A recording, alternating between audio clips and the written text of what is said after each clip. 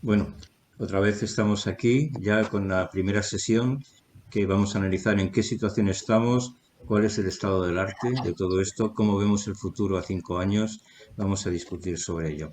Tenemos como en esta sesión a Teresa Millán, que representa a Ligi. Tenemos también a Christian Robert Muntenot, o Muntenú. Supongo que todo el mundo que te conoce por primera vez tiene dificultades en pronunciar el apellido. De la Universidad de La Coruña, Víctor Maojo, que se incorporará enseguida, que antes lo hemos visto en la inauguración de la Politécnica de Madrid. Juan José Cerrolaza, que es un experto en inteligencia artificial, en Driver Solutions. Javier Pastor, del Hospital Clínico de Barcelona, del Clínic. Bienvenido, Javier. Y Adolfo Muñoz Carrero, que es el jefe de la Unidad de Investigación en Salud Digital del Instituto Carlos III. Que, como vemos, aquí hay una interrelación también entre todos, porque en algún momento hemos conectado o habéis conectado unos con otros. Entonces, voy a dar la palabra inmediatamente para que nos pueda quedar un poquito de tiempo para el debate, que puede ser muy interesante. Se nos ha incorporado también Alfonso Valencia, que estará únicamente en el debate. Una vez que hayáis acabado vosotros con vuestra presentación, tenéis 5 minutos como máximo, 3 a 5 minutos. Cristian, por favor, tienes la palabra. Procurar que esté el micrófono habilitado, que no lo tengáis en mute. Buenas tardes a todos, gracias por la invitación. Un dataset para el uso de inteligencia artificial en la salud presenta al menos 4 problemas: la privacidad, acceso al conjunto de datos, seguimiento en tiempo real con dispositivos, estandarización. Los expertos de Estados Unidos, por ejemplo, estiman que hasta la mitad de los registros no coinciden cuando se transfieren datos entre los sistemas sanitarios. Cristian, ¿puedes acercarte un poquito más al micrófono porque te oímos muy bajito? Excelente.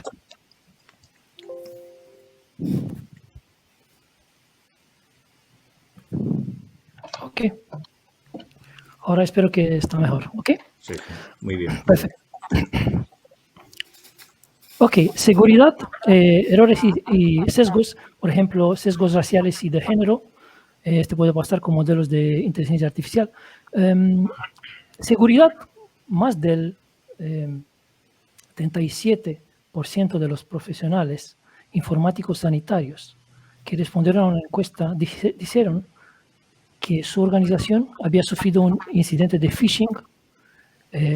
Un poco más de 32% dijo que su organización experimentó ataques de ransomware durante los primeros meses de la nueva pandemia de coronavirus, y el 37% informó que hubo un incidente de intercambio de datos inadecuado en su organización. Las soluciones a los retos que su organización experimentó ataques de ransomware durante los primeros meses de la nueva pandemia de coronavirus, y el 37% informó que hubo un incidente de intercambio de datos inadecuado en su organización. Las soluciones a los retos que su organización experimentó ataques de ransomware durante los primeros meses de la nueva pandemia. Estoy escuchando, en mi caso. Sí, porque tienes que haber apagado, haberte salido del escenario. Si no te sales del escenario, entonces te vamos a oír por el escenario de Hopin y por aquí, por StreamYard. No estoy en ningún otro escenario. Ahora oímos bien. Exacto. Muy bien, muy bien. Puedes continuar, Cristian. Ok. Un segundo.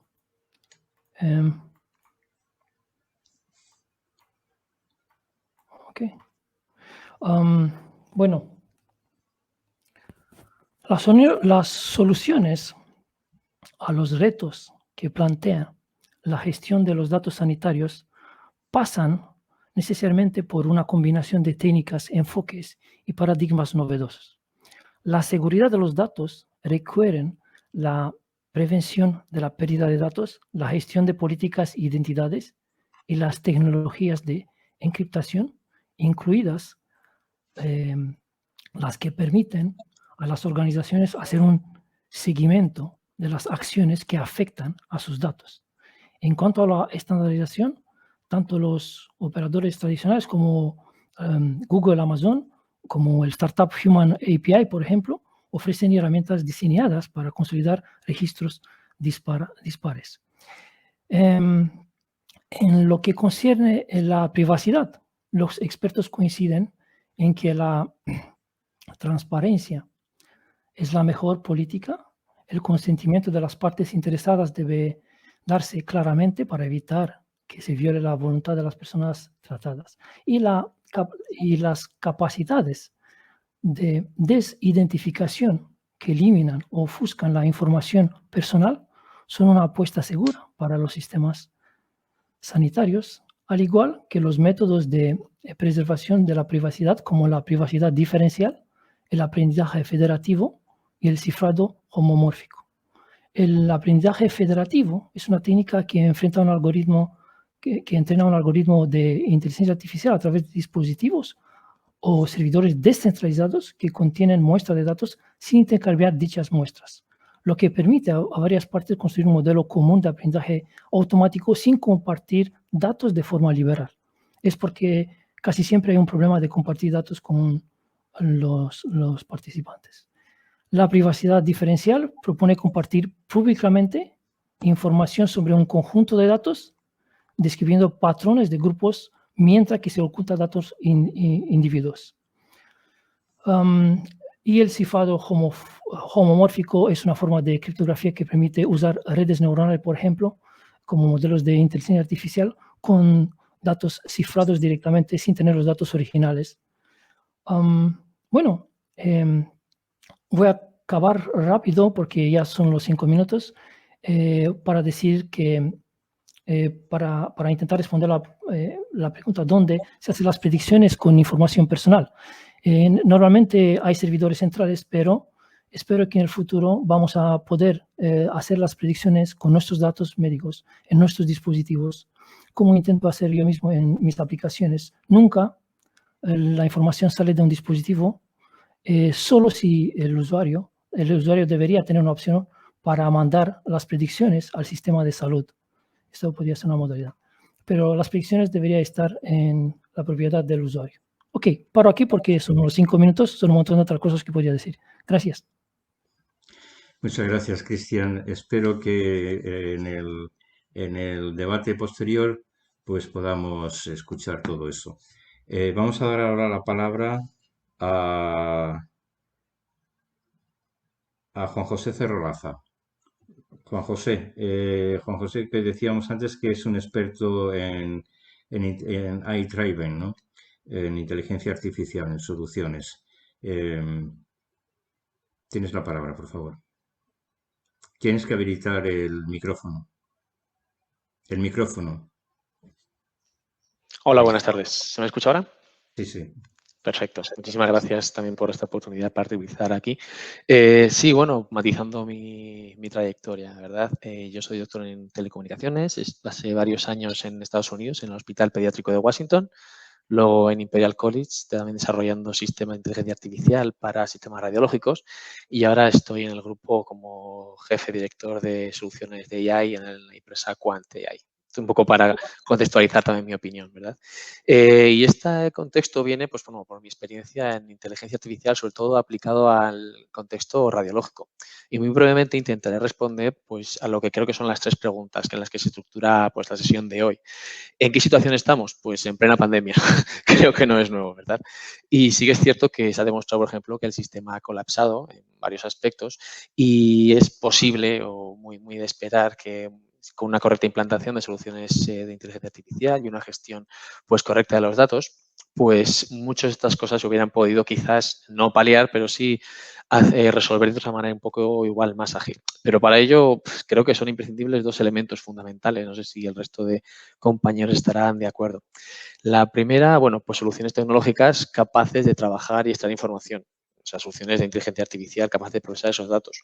Y esta parte, pese a que parezca que es la más complicada, que es un continuo hype, estas soluciones tecnológicas, un continuo perseguir a tu sombra, resulta que es la más aterrizada y la que ya está disponible. O sea, hay soluciones tecnológicas completamente avanzadas gracias a la inteligencia artificial, el aprendizaje profundo, etcétera.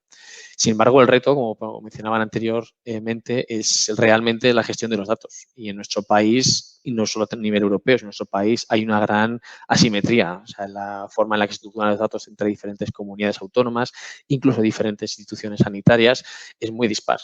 Tanto así que por ejemplo, el historial clínico digital de un paciente, pues igual tiene diferente formato en una comunidad autónoma que en otra.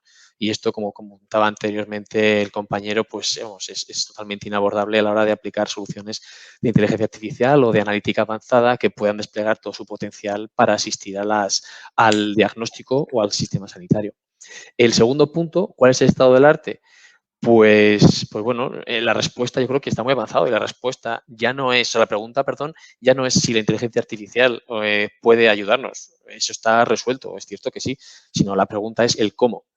El cómo, como decía, pues como pese a que parezca que es una continua entelequia, se ha demostrado que la inteligencia artificial ha resuelto problemas que antes no lo estaban. O sea, ahora mismo hay en estado del arte de ingeniería, por ejemplo, y de radiología, hay problemas como la segmentación automática de órganos, el registro de imágenes o incluso el procesamiento más eficaz y más rápido de una resonancia magnética, pues son problemas resueltos. Esos son problemas técnicos.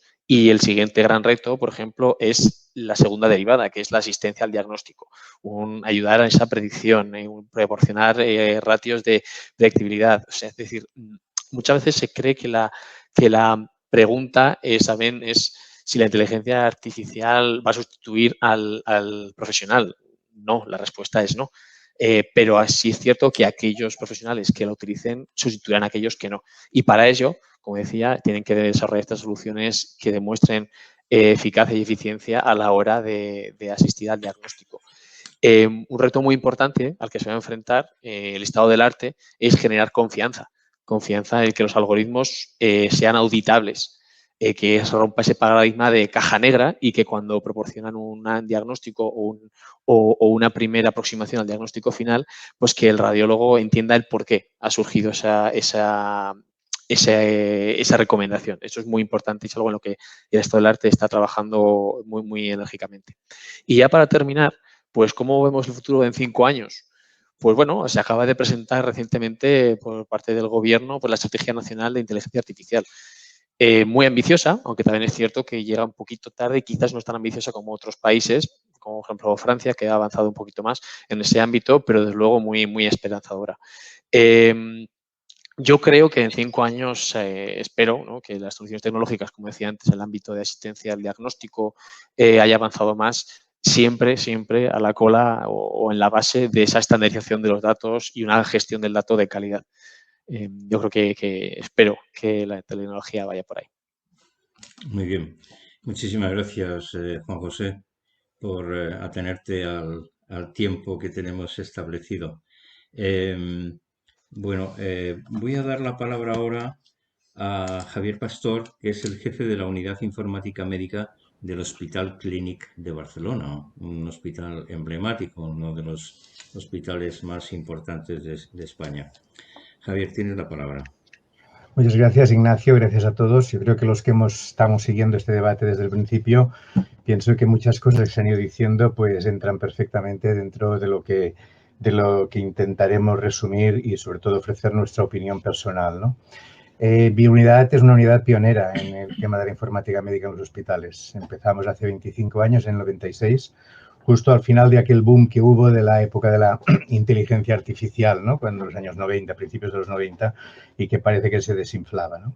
Y si bien ya desde el origen teníamos claro que ese camino hacia la historia clínica informatizada debería revertir en la investigación y también debería revertir en el beneficio asistencial. Evidentemente hemos estado todos estos años, prácticamente estos 22 años aproximadamente, empeñados en poder implantar la historia clínica y llegar a ser un hospital paperless, ¿no? Como decía antes Vicente Moncho en la sesión anterior, pues es un camino que los que tenemos unos cuantos años de historia como nuestro hospital, que ya es centenario, pues hemos tenido que recorrer y pagar un peaje. Pero de todas maneras pienso que este peaje nos ha servido también para aprender de cómo funcionamos los humanos, cómo es una cultura organizativa, cómo se ha de gestionar el cambio y cómo debe ser esta relación sociotécnica, ¿no?, entre la tecnología que se va implantando y el factor humano, que es fundamental. Y brevemente los 3 puntos que planteas. ¿En qué situación estamos? Elevadísimas expectativas, ¿eh? La tecnología está ahí, como has dicho antes, Ignacio, la tenemos en nuestra vida diaria, en nuestra vida corriente, y nos parece que eso pues, se puede generalizar a todo lo que está informatizado, ¿no? Yo creo que confundimos la palabra informatizar con digitalizar. Está todo digitalizado, pero eso no quiere decir o no implica que esté debidamente informatizado, ¿eh? Eso para empezar. Y apunto aquí lo que acaba de decir Juan José en el sentido de los formatos de las historias clínicas. Prácticamente hoy en día el 100% de las entidades sanitarias tienen historia clínica informatizada, pero estoy seguro de que no hay ni una que sea igual. Ya no a nivel de regiones y comunidades autónomas, sino a nivel incluso de simplemente de centros, ¿no? Pero esa visión no se tiene, ¿no? Y entonces, por otro lado, los medios de comunicación social, pues, inflan también todo este tema y generan pues una sensación de generalización, ¿no? Que nos imbuye a los propios profesionales también en parte por nuestra falta de formación. Entonces, pues al final pues se opta por esa tendencia optimista de pensar que todo es posible, ¿no? Y eso genera estas expectativas, como digo, que son tanto internas como externas. Es decir, las tenemos dentro de la organización sanitaria, dentro del hospital, por nuestros propios investigadores, que como es lógico, ven un nuevo camino hacia la investigación biomédica respecto a la investigación clásica, de los ensayos clínicos, de las líneas de investigación, etcétera. El utilizar los datos reales, ¿no?, que se recogen de manera masiva, ¿no?, y diaria en los hospitales, pues lo ven como una fuente de datos de mucho interés. Pero también mucho interés por parte de organizaciones externas que necesitan los datos, desde la administración pública, ¿no?, hasta las empresas privadas que negocian pues con la analítica de los datos, ¿no?, desde empresas del sector de la farmacéutica, instrumentación biomédica, editoriales científicas, todo el mundo de la editorial científica, e incluso empresas de tecnologías, ¿no?, de la información y de las comunicaciones que necesitan entrenar sus sistemas y por eso necesitan datos. Por tanto, la situación es esta. El estado del arte, también lo ha dicho Juan José muy bien, estamos en el hype, ¿no?, el segundo hype, o sea, segunda ola de la inteligencia artificial, ¿no?, con nuestras expectativas. La tecnología, es cierto, está ahí, la tenemos ahí y además está muy accesible, pero evidentemente yo creo que la situación real es que estamos muy lejos de demostrar, al menos en salud, y esto sí que es una característica propia del sector sanitario, que esas tecnologías son luego sostenibles y escalables. Eso es muy importante. Probablemente en un modelo concreto, en un proyecto concreto, en un piloto concreto, con unos datos muy concretos, posiblemente se puede obtener bastante buen rendimiento en base a un objetivo concreto. Pero si lo intentamos generalizar, nos encontramos una serie de problemas que requieren, pienso yo, una cultura metodológica y una cultura de la evaluación y una cultura de la calidad del dato fundamental a todos los niveles. Y empiezo, pues, por decirlo, a nivel mío, de mi propia organización. Eso es muy importante. Y para acabar, el futuro a los 5 años va a depender mucho de todos nosotros.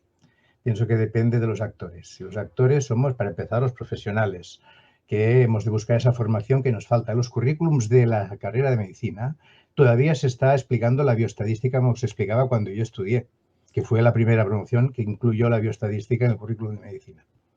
Y actualmente me parece que la bioestadística es una más, ¿no?, de lo que debe tener o debe conocer un médico para saber a lo que se enfrenta en el futuro. Un médico o cualquier otra profesión sanitaria que se dedique a ello. Por lo tanto, va a depender mucho de estos actores, como digo, los profesionales, la academia, la administración pública, las empresas y las organizaciones que están a todo este alrededor, ¿no? Y ya solo para acabar, algo fundamental, la financiación, ¿eh? La financiación que obtiene un hospital como el mío, un hospital público como el mío, la obtiene de la prestación asistencial. Le paga el CatSalut, que es la aseguradora pública de Cataluña, y le paga por la asistencia que hace. todo esto que estamos diciendo, todo esto el componente que todo esto que estamos diciendo tiene para la propia organización, que ha de preparar sus historias clínicas, estandarizarlas, crear un entorno de extracción de datos, depurarlo y ponerlo a disposición de proyectos colaborativos, todo eso requiere recursos.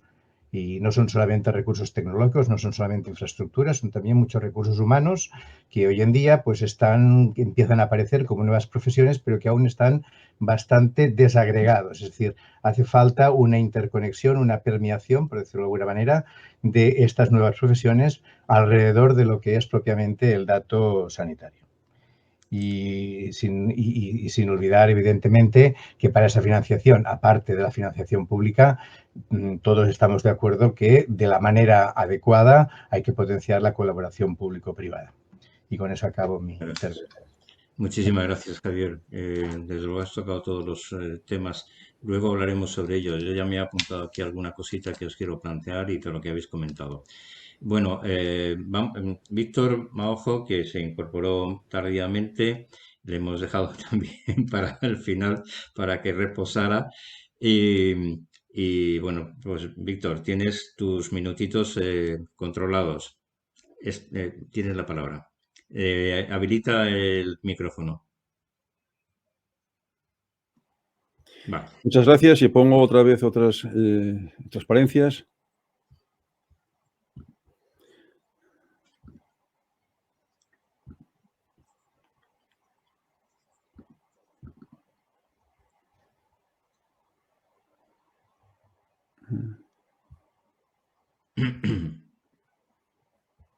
Siempre pasa algo. Antes pudiste ponerlas muy bien. Sí, sí, ahora ya está aquí, sí. Bueno, muchas gracias. Entonces, voy a hablar ahora sobre algo más práctico o algo más de lo que hemos hecho dentro de nuestro grupo sobre el área de la inteligencia artificial con el área médica, ¿no? Primero, quería comentar que, bueno, desde el año 1986 llevo trabajando en este área y desde el año 90 hasta ahora, pues tuve mucha suerte de poder conocer muchos de los pioneros de la inteligencia artificial en el área médica. Aquí salen algunas de esas fotos. Y lo que quiero comentar es que muchas veces lo que se está haciendo ahora es muy parecido a lo que se hizo en los años 70, 80 y se están cometiendo muchas veces los mismos errores. Y lo hablo continuamente con varios de ellos, ¿no? Que se echan muchas veces las manos a la cabeza pensando en que puede ser los mismos fracasos que hubo antes, ¿no? Como comentaba Xavier, en nuestro área ha habido varios, lo que se llaman los iWinters, y entonces puede que pasen esos problemas. Hay un magnífico futuro si no se cometen esos fallos. Bien, esta transparencia habla de uno de los primeros proyectos que se hizo de Machine Learning financiado por el FIS, ¿no? Por el Fondo de Investigación Sanitaria. Fue un proyecto en el año 1994 y sobre todo el interés principal es que trabajamos con 1000 historias clínicas y luego solamente 250 fueron realmente útiles después de un análisis concienzudo. El problema que hay con esto muchas veces es con la calidad de los datos, ¿no? Y realmente también si las hipótesis son adecuadas para el trabajo que estamos haciendo.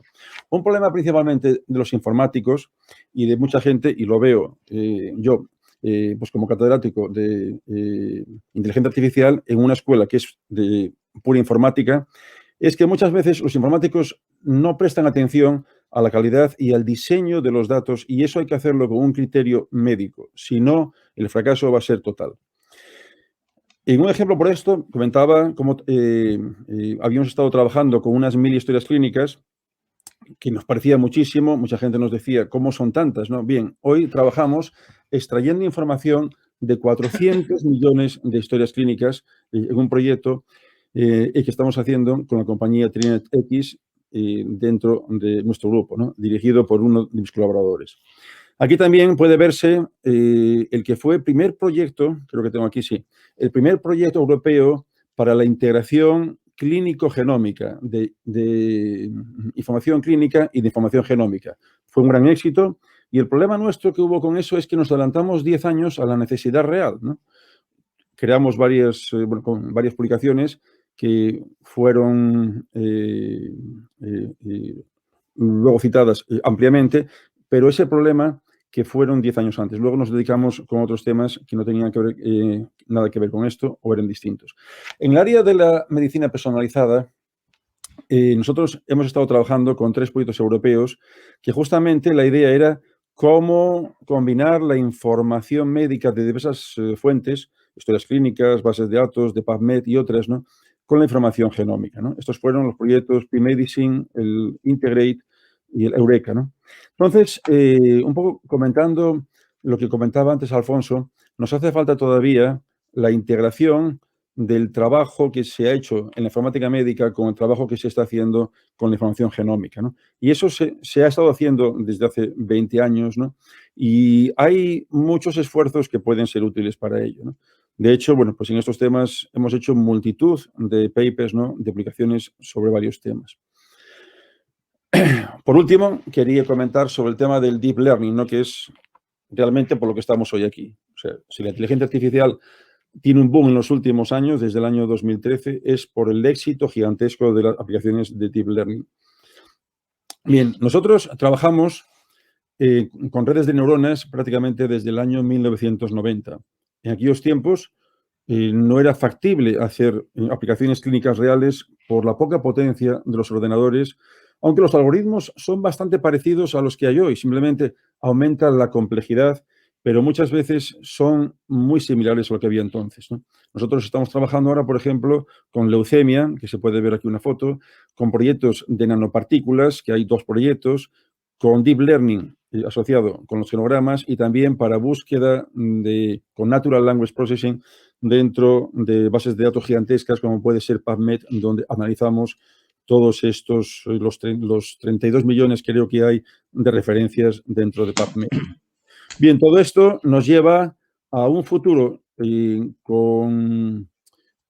un futuro realmente magnífico, pero con una sombra negra que hay sobre esto. Yo llevo, como digo, desde el año 86, he vivido un par de veces esos high winters, esos momentos bajos, y el problema es si se cometen los mismos errores que se cometieron en los años 70 y 80.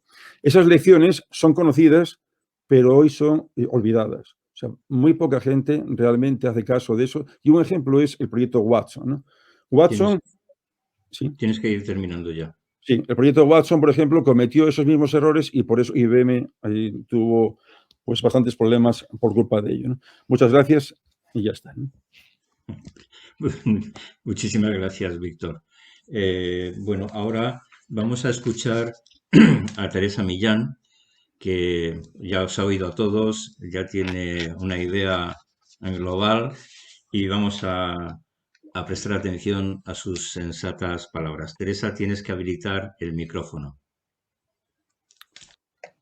Cierto, gracias por recordármelo, Ignacio. Buenas tardes a todos. La verdad es que es un placer y estoy un poco anodadada por tanta sabiduría. Yo no soy una experta en inteligencia artificial, pero creo que puedo expresar un poco el punto de vista que desde la industria farmacéutica podemos tener sobre este aspecto.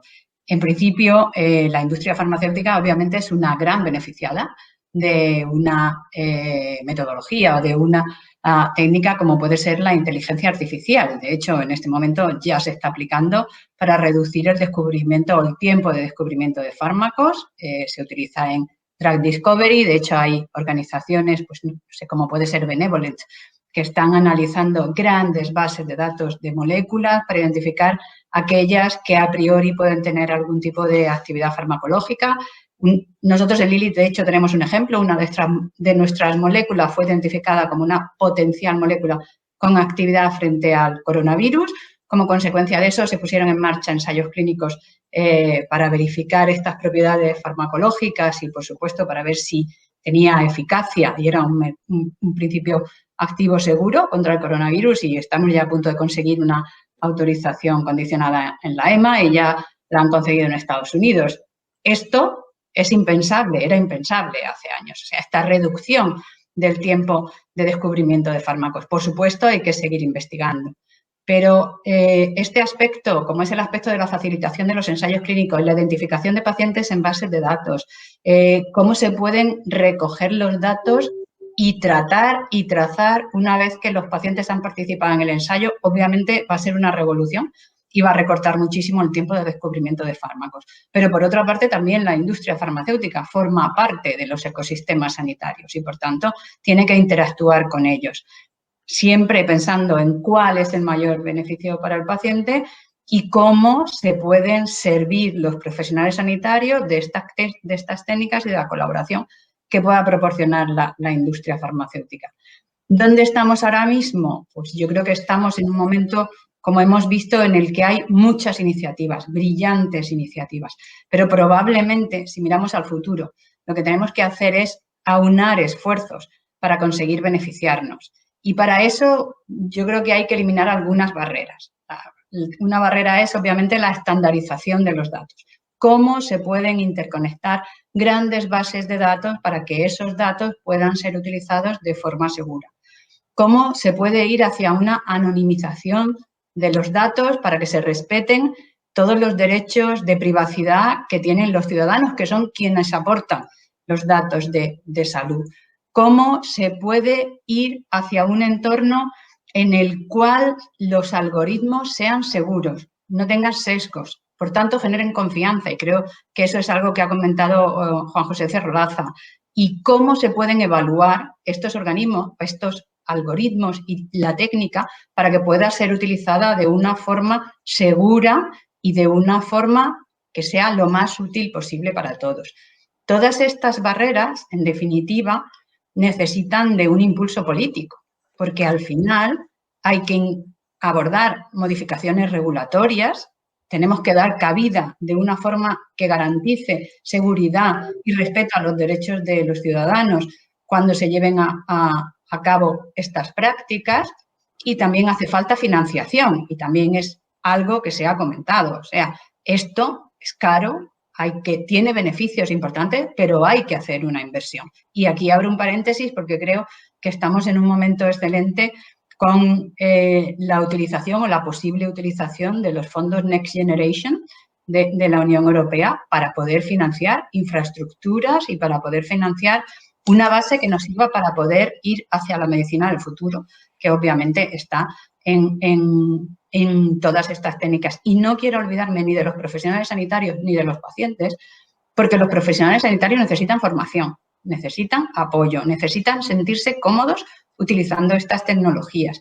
Y los pacientes necesitan estar confiados, confiar en que la app que tienen en su móvil, que les va a medir sus niveles de glucemia o que les va a medir cualquier otro parámetro, que los va a mandar a una base de datos y que van a participar en un algoritmo para que ellos lo reciban, diciendo cuál es el mejor momento para inyectarse su insulina o cuál es el mejor momento para hacer una ingesta o para hacer ejercicio, necesitan confianza, tenemos que dársela y también, además, necesitan formación. Y Muchas bueno, gracias. acabo porque creo que saldrán muchas cosas más en la discusión. Muchas gracias, Teresa. Bueno, ahora vamos a rematar esta ronda de intervenciones con la de Adolfo Muñoz, que, como sabéis, es el jefe de la Unidad de Investigación en Salud Digital del Instituto de Salud Carlos III. Y a partir de ahí empezaremos el debate. Adolfo, por favor, muchas gracias por tu paciencia, que te ha tocado el último, y esperamos tus palabras. Muchas gracias, Ignacio, por la invitación y igual que decía Teresa, yo también estoy un poco anonadado, ¿no? por el conjunto de invitados con los que me ha tocado participar. Y lo bueno de ser el último es que uno puede extraer conclusiones de lo que se ha dicho anteriormente y a mí me gustaría romper una lanza por un tema que ha salido prácticamente en todos los participantes y es el de la calidad de los datos y cómo recogemos esos datos, ¿no? Esa recolección de datos, ese disponer de unos datos adecuados para poder aplicar los algoritmos. Si os dais cuenta, todos lo habéis nombrado, pero enseguida hemos pasado a los algoritmos y a cómo funcionan y a las cosas que podemos hacer con ellos. Yo creo que en la actualidad tenemos un problema y es que quizá no sea tan grave en otros entornos, pero que en el entorno sanitario sí hemos visto que tenemos un problema serio y es el de esa recogida de los datos. Uno de nosotros ha dicho que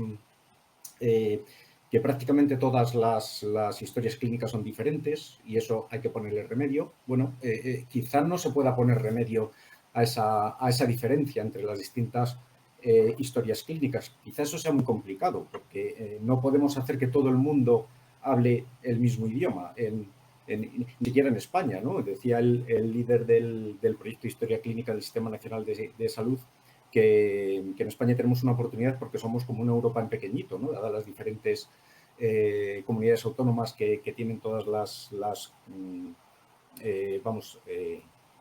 que cada una es responsable de los datos y de las políticas sanitarias, ¿no? Es decir, yo creo que hay cuestiones y estrategias que se han aplicado en otros campos que han funcionado muy bien a la hora de recoger los datos, pero que en este no van a funcionar igual de bien. Quizá por la diferencia de cómo es este entorno, ¿no? De la complejidad de los datos que tenemos y que en cada, no solo comunidad autónoma, no solo en cada país, sino casi incluso en cada hospital o en cada servicio de hospital, hay algunos conceptos que son diferentes. Por lo tanto, yo creo que el primer paso que tenemos que dar es, como decíamos o decían antes, tener unos datos de calidad sobre los que poder aplicar los algoritmos, tener unos datos que podamos trabajar con ellos de forma anonimizada, pero para eso no debemos intentar que todo el mundo hable el mismo idioma, sino que cuando alguien hable, los demás seamos capaces de entenderle, que es un matiz creo que importante, ¿no? A la hora de recoger ahora los datos, por ejemplo, para el repositorio COVID, estamos viendo la dificultad que hay, ¿no? La información COVID, cada comunidad autónoma la genera de forma diferente. Pero eso quizá, como digo, no sea malo, sino que lo que tenemos que hacer es ser capaces de entender lo que cada uno está diciendo. Y en este sentido se pueden aplicar estándares modernos, estándares que utilizan estrategias de doble modelo, que diferencian entre lo que es la información y lo que es el conocimiento, que muchas veces no lo tenemos claro. Y aplicando esos estándares, esas estrategias de doble modelo, podemos ser capaces de dejar que cada uno hable como quiera y los demás ser capaces de entenderlo. De tal manera que a la hora de obtener esos datos seamos capaces de entenderlos y poder aplicar de una forma automatizada, ahorrando muchísimo tiempo en la recolección de los datos y ahorrando muchos errores y muchos problemas, seamos capaces de, como digo, poder aplicar de forma correcta los algoritmos en esos datos que hemos recogido antes de forma adecuada. Y en este sentido, como decía, simplemente apuntar que no todos los estándares, no todas las normas valen para lo mismo. Cada norma tiene su campo de aplicación y cada norma tiene su sitio en el que poder trabajar y donde pueden trabajar muy bien. No es lo mismo un estándar para el intercambio de mensajes entre un sistema de información de un laboratorio y la historia clínica que un estándar para recoger la información de todas las historias clínicas de cada uno de los hospitales y poder volcarlo en un repositorio sobre el que poder aplicar esos algoritmos de los que estábamos hablando anteriormente. Por lo tanto, simplemente para terminar, quería decir y apuntar eso, la importancia que tiene el poder recoger los datos de una forma correcta aplicando estándares que ya tenemos, ¿no? Y creo que ahora mismo estamos en una posición en la cual debemos aprovechar esta situación que tenemos, debemos aprovechar los recursos de los que vamos a disponer para, de alguna manera, modernizar esa recolección de datos, como digo, sin variar los sistemas de información que se tienen en cada hospital, en cada comunidad autónoma, pero sí modernizar esa recogida de datos para poder aplicar de una forma mucho más eficiente luego los algoritmos de inteligencia artificial. Muchas gracias, Adolfo. Muchas gracias. Has hablado precisamente de un tema que a mí me ha preocupado siempre. Bueno, vamos a ver, llevamos más de 30, 40 años hablando de la interoperabilidad, hablando de de los lenguajes, de si el lenguaje natural, de la clasificación, del SNOMED, de las clasificaciones de enfermedades, etcétera, etcétera. Pero, y por tanto hablábamos de bases de datos jerarquizadas, de bases de datos relacionales, de los business intelligence, de los business data, pero al final el problema era precisamente que tenían que ser datos que estuvieran estructurados y que hubiera una relación perfecta de una identificación del contenido de esos datos. Yo creo que precisamente la inteligencia artificial y la capacidad de procesar, de la capacidad del Big Data, es la capacidad de poder entrar a analizar esos datos. Hace ya años, en una presentación de la fundación que hacíamos en el Ateneo de Madrid de Juan Carlos Cordón, un investigador norteamericano, y él hablaba de que en España teníamos las capacidades que teníamos al contar prácticamente todas las comunidades autónomas con historias clínicas informatizadas y que había ahí un montón de información que se podría tratar y que es una pena que toda esa información no se utilizara, no se pudiera aprovechar. Al margen de todos los problemas legales y burocráticos que tenemos y que no son más que problemas artificiales, pero bueno, que en todo caso hay que tener cuidado, pero yo entiendo que un sistema experto, un sistema de Big Data, y ahí lo tenemos en lo que hacen en las redes sociales, lo que hace Google o cualquiera de estos grandes de la informática, ¿no? De la tecnología de la información, que ellos son capaces de tratar información no estructurada, tratar de conocer el lenguaje, ver qué interrelaciones hay entre frases, entre cosas, para poder interrelacionar y sacar información positiva de todo ello. De hecho, esto se está utilizando también en todos los sistemas de inteligencia de negocio, no solamente inteligencia competitiva, para saber qué están haciendo los demás y por dónde se mueve, y todo esto se saca información no estructurada de múltiples sitios. Entonces, que estemos hablando ahora de la necesidad de tener información estructurada y homogénea entre las diferentes comunidades, veo una utopía, eso no se va a ocurrir nunca. Y además voy a decir una cosa, los médicos no rellenan los datos. Se van al libro de texto y escriben en el libro de texto. Y si vamos a analizar las historias clínicas, casi la mayoría de las historias clínicas están utilizando el texto libre y no rellenándose los datos porque es muy complicado, lleva mucho tiempo y es difícil. Y están acostumbrados a hacerlo sobre el papel de esa manera y así lo hacen. Entonces, yo creo que todo lo que se haga en ese sentido tiene que basarse en que vamos a manejar datos no estructurados y tenemos que tener la capacidad de poder entender esos textos no estructurados para sacar el mayor provecho, ¿no? de todo ello, ¿no? No sé qué opinión tenéis de esto que acabo yo de decir, pero me gustaría que alguno de vosotros tratara de responderme y decirme si estoy muy equivocado en lo que os estoy comentando. Bueno, no, más que nada aprovecho la ocasión para decir que precisamente con Adolfo y con el Instituto Carlos III y con el 12 de octubre y el Clinic ya hace años que estamos aplicando a una serie de convocatorias FIS en la línea precisamente de lo que hablaba Adolfo, ¿no? Y precisamente esta ha sido una circunstancia que ha facilitado desgraciadamente la oportunidad que nos ha ofrecido la epidemia COVID, de la mano también del BSC, como ha comentado antes Alfonso en su presentación, nos ha propiciado la posibilidad de demostrar, ¿no? De una manera fehaciente ese camino, ¿eh? Y en eso estamos. Y precisamente también lo ha explicado Alfonso muy gráficamente en su presentación.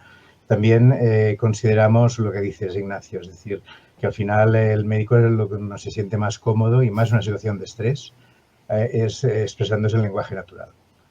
Pon un médico delante de un formulario estructurado que en una situación que tiene por delante pues 20 pacientes que están críticos y que hay que decidir si van a entrar en UCI o no, si necesitan respirador o no, todo eso ponle a que relleno los datos estructurados. No lo va a hacer, no va a utilizar el lenguaje natural. Y también que en el proyecto que promueve el BSC y en el que participamos, como he dicho antes, 12 de octubre Clinic, con el asesoramiento también de Carlos III en esta línea de la estandarización, hemos incluido esta parte de PLN.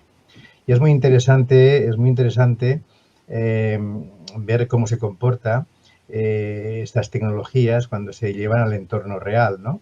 Y os pongo un ejemplo. Nosotros utilizamos PLN desde hace 10 años para la codificación automática de diagnósticos y procedimientos en los informes de alta, de urgencias, de hospitalización, en base utilizamos el ICD-10, ¿no? que es el que ahora se utiliza en España, pero lo habíamos utilizado desde el ICD-9, ¿no? Y tenemos un ejemplo muy reciente para que veáis la fragilidad, ¿no? Y la supervisión que necesita y la evaluación continuada. Recientemente, ahora este mes de enero, hemos absorbido un hospital de Barcelona dentro de lo que es la gestión del Clinic y hemos integrado su historia clínica en la nuestra, ¿no?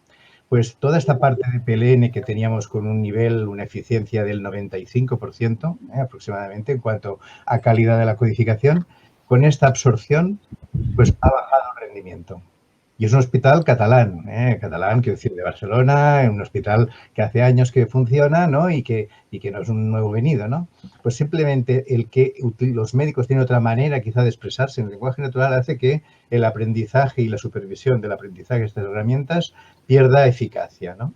Y eso obliga a una supervisión constante y un entrenamiento. De ahí lo que decía antes de la importancia de que los diferentes profesionales con sus diferentes roles estén bien organizados alrededor de esas tecnologías, sobre todo cuando estas tecnologías se llevan al mundo real de vuelta, que es lo que estamos diciendo todos. Soporte la decisión en el tiempo real. Bueno, de acuerdo, soporte la decisión, pero con la seguridad de que su aplicación va a ser segura de alguna manera y positiva para tomar esas decisiones.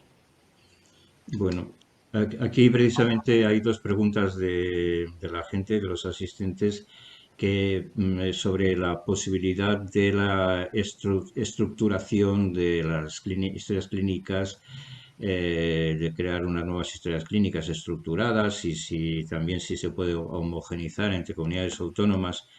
Yo creo que antes he expuesto mi opinión, yo creo que eso no va a ser posible nunca. Lo que sí va a ser posible es que precisamente gracias al desarrollo de la informática se puedan interpretar informaciones de diferentes historias clínicas y por tanto consolidar esa información, pero no van a ser ellos los que van a modificar las historias clínicas, sino que tendrán que ser los sistemas nuevos los que sean capaces de incorporar información estructurada de diferentes maneras o sin estructurar y sacar de ahí. Eso hoy en día no es en tiempo real, pero ¿por qué no pensar en el futuro que eso va a ser en tiempo real? No sé. Sí, si me permites, Ignacio, una pequeña reflexión. Estoy totalmente de acuerdo contigo. O sea, es muy complicado el forzar a todo el mundo ahora mismo a cambiar el historial.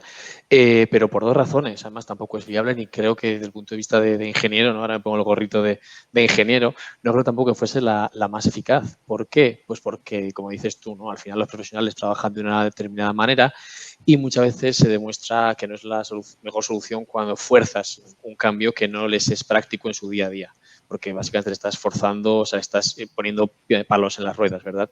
¿Por qué otro motivo no lo veo eficaz? Porque estás automáticamente perdiendo la información anteriormente generada. Con lo cual, claro, vas a tener información estandarizada a partir de mañana, si algo así con los dedos, si lo tienes ya implementado, pero pierdes información. Entonces, la solución suele pasar, como bien apuntabas, por sistemas, de nuevo, pues la tecnología al rescate, ¿no? Tienes un problema, no paras no para la solución, sino buscas una solución para ese problema puntual, como en este caso sería la estandarización. Y como dices tú, las soluciones de NLP, hay en grandes empresas y muchas soluciones que están trabajando y especializadas en el ámbito de la medicina, porque tienen un lenguaje especial, tienen un corpus de datos especial, etcétera, etcétera. Yo creo que iría por ahí. ¿Por qué también es importante, yo creo, apuntar e incentivar, sea la solución que sea, por generar una solución o por abordar, ¿no? la adopción de soluciones analíticas de los datos de una manera global como un país? Porque la solución, o sea, el sistema de inteligencia artificial, el paradigma es bastante básico. Tú eres tan fuerte como tus datos. Entonces, cuanto más datos tengas, si eres capaz de atacar a todos los datos de todo el país, como ponemos toda Europa, incluso todo a nivel global, mucho mejor, porque si no te está dejando fuera pues minorías, excepciones, enfermedades raras. Entonces, cuanto más datos tengas, desde luego que mayor será la capacidad y el potencial que puedas utilizar con las soluciones. Una pequeña reflexión nada más. No, muy oportuna, sí. Yo también opino que a veces el buscar una solución única para todo el mundo pasa como con las medias, ¿no? Que vas a una media, pues igual te encuentras con que esa media es muy mediocre y estamos abandonando, sí, estamos abandonando malas prácticas, pero también estamos abandonando lo excelente, ¿no? Bueno, las preguntas de antes habían venido de Sandra Rueda Charlo y de Clara Bermúdez, ¿no? Porque me gusta citar a las personas que hacen las preguntas y eran encaminadas en esto, ¿no? Sí, yo quería decir precisamente, abundar en lo que se está comentando. Esta última pregunta que decía, ¿estamos avanzando hacia datos estructurados únicos pronto? Es lo que estamos comentando. Yo creo que no estamos avanzando ahí y no debemos avanzar hacia ahí. por lo que se está diciendo, ¿no? De pérdida de información muchas veces, sino, como decía en mi presentación, lo que debemos intentar es que todos entendamos lo que se está diciendo, lo que cada uno dice de su manera específica, ¿no?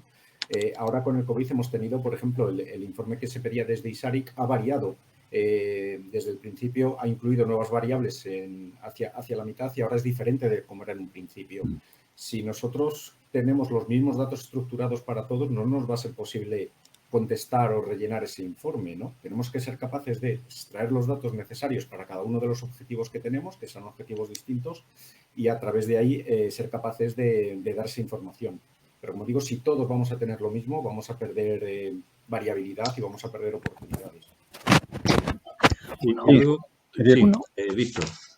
Sí, a ver, hay tantos temas, ¿no?, para comentar aquí que podríamos estar probablemente durante varios días, ¿no? Lo de la historia clínica, por ejemplo... Nos quedan 10 minutos. Sí, Clara comenta algo sobre ello, ¿no?, en el chat, y comentábamos ahora eso. No es un problema tecnológico. De hecho, se está diciendo desde hace muchos años que tenemos la tecnología para crear una historia clínica y para la unificación de mucha información, pero con el COVID hemos visto que se ha producido un auténtico caos en la información.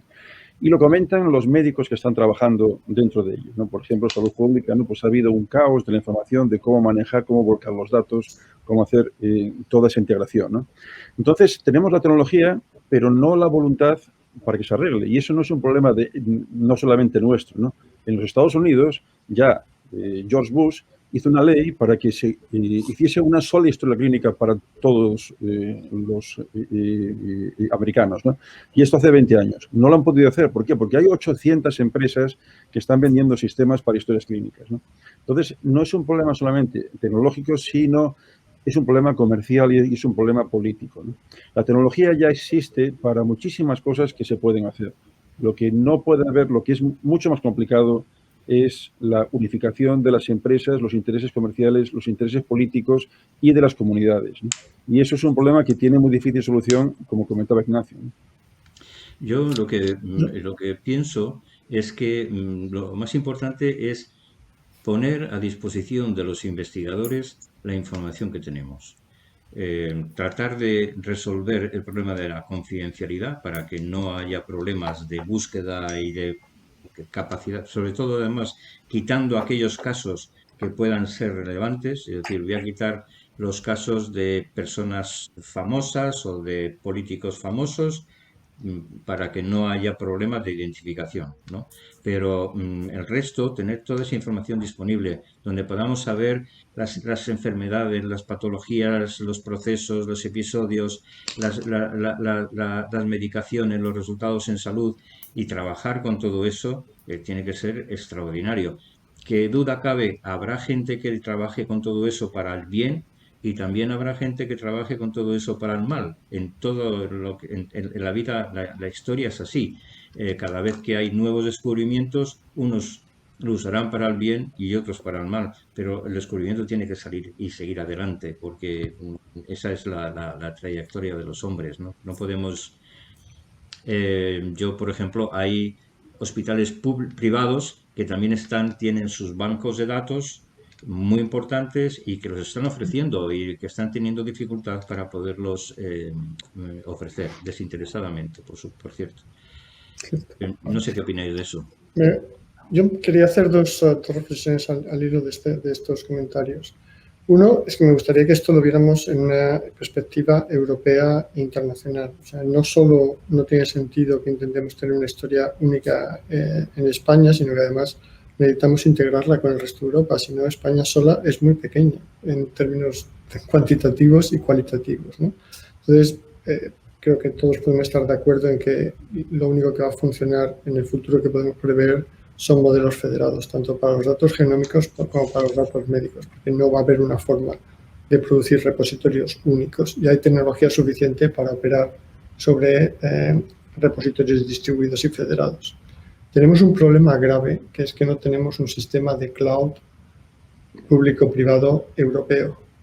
Estamos dependiendo de usar sistemas americanos con los peligros que esto supone y claramente no es óptimo. Entonces, hay razones más que suficientes para pensar que necesitamos disponer de un sistema de cloud que nos permita, entre otras cosas, establecer este tipo de sistemas federados de un modo realmente significativo y un modo realmente eficiente. Quería también decir algo, o sea, el tema del procesamiento del lenguaje natural ha entrado en un momento absolutamente crítico en el que son posibles hacer cosas que nunca pensamos que fuera a ser posible hacer en este área. Y solo tenemos que ver los procesadores de texto incorporados en todo tipo de cosas o los traductores automáticos. Pero el castellano está muy mal representado en este mundo digital. Los modelos de lenguaje en castellano son totalmente insuficientes.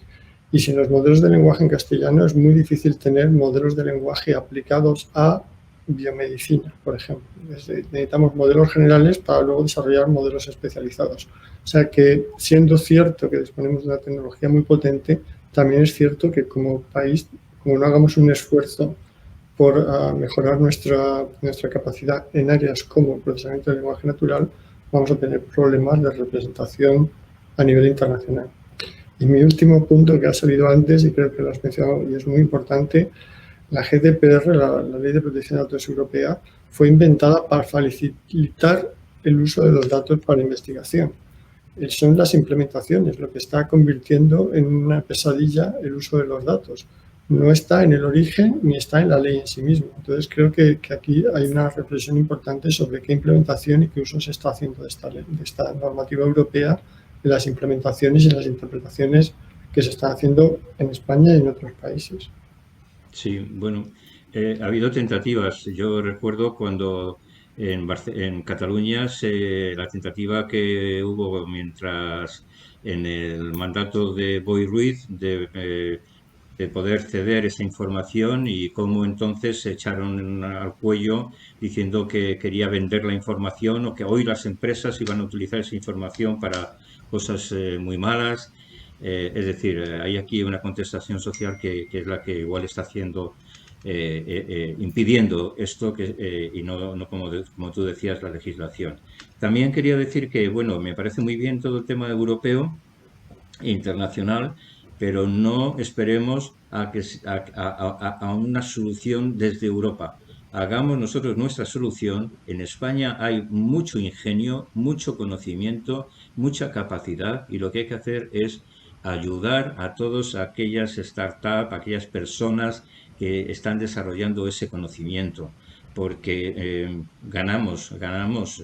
Mi experiencia ya de muchos años es que somos muchísimo más productivos que en Estados Unidos y por supuesto también que Europa. Pero lo que pasa es que no tenemos la confianza de nuestras administraciones y de nuestros políticos en nuestra gente y van a comprar fuera lo que tienen aquí.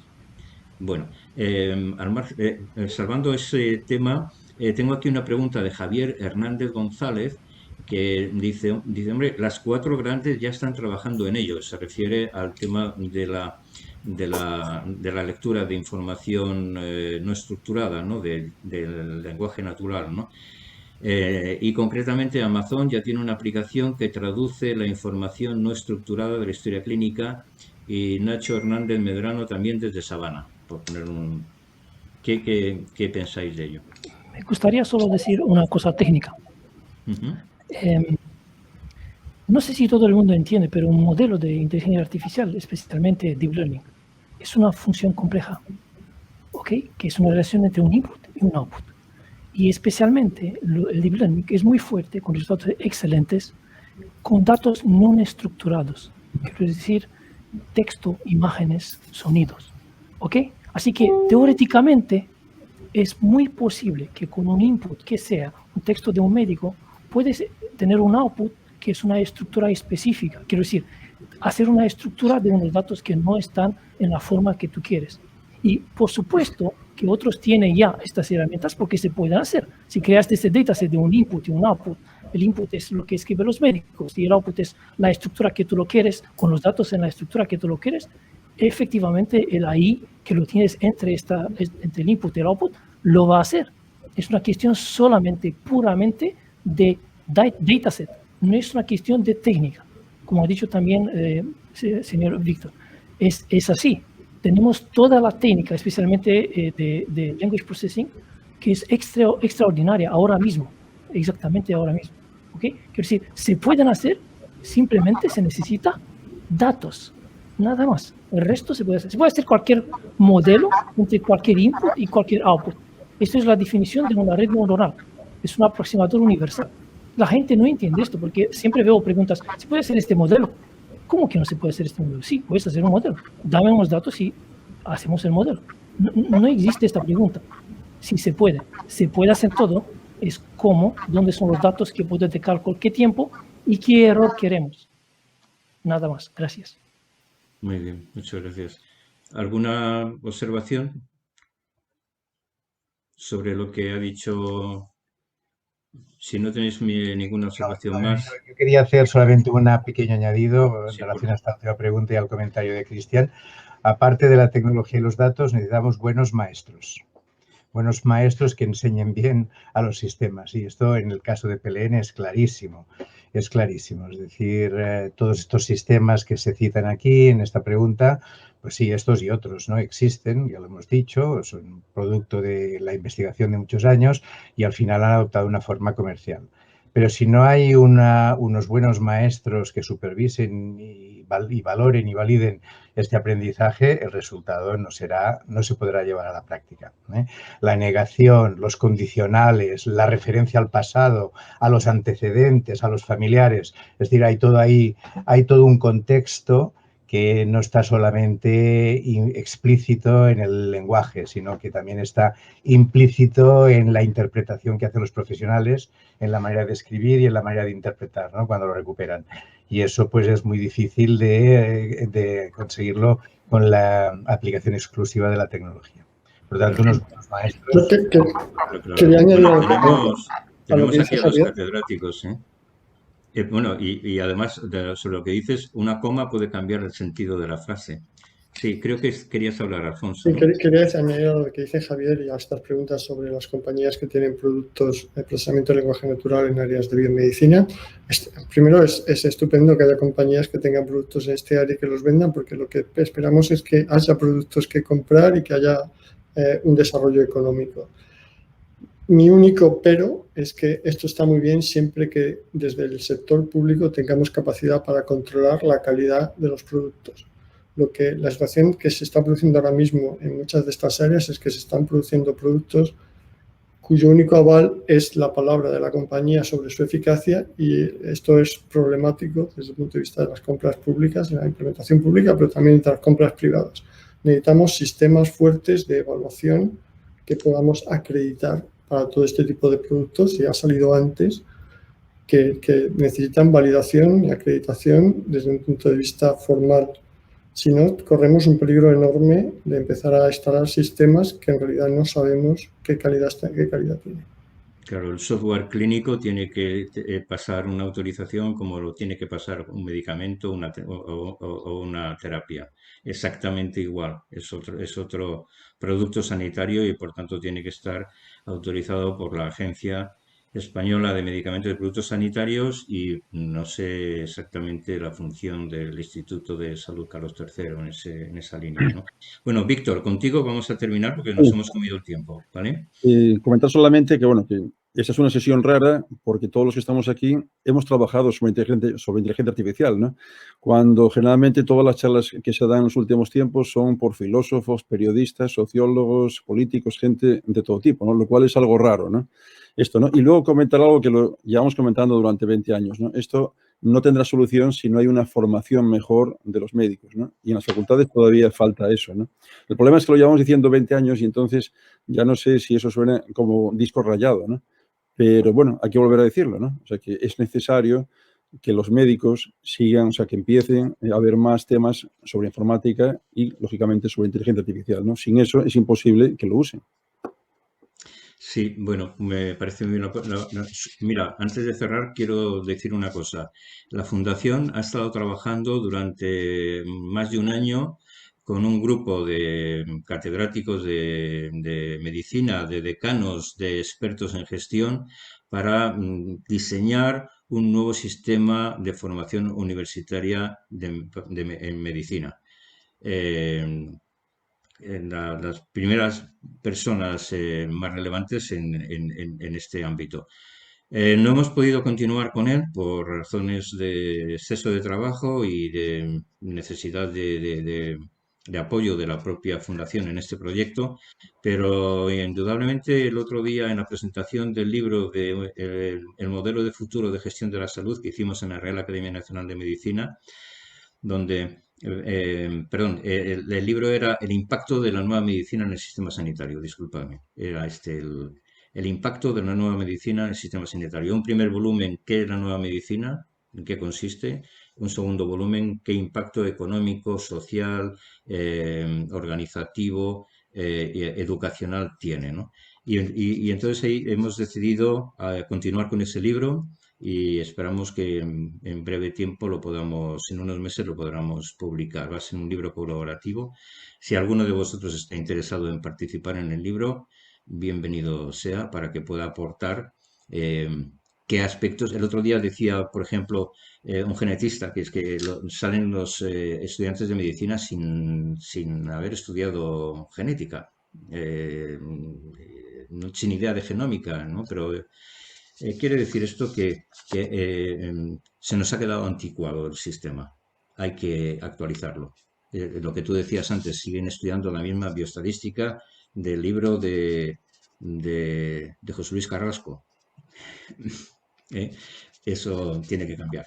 Bueno, muchísimas gracias a todos. Ha sido un placer, ha sido un orgullo también y un honor teneros aquí, la creme de la creme de la inteligencia artificial. Muchísimas gracias de verdad y nos vamos a ver más adelante. Gracias. Muchas gracias.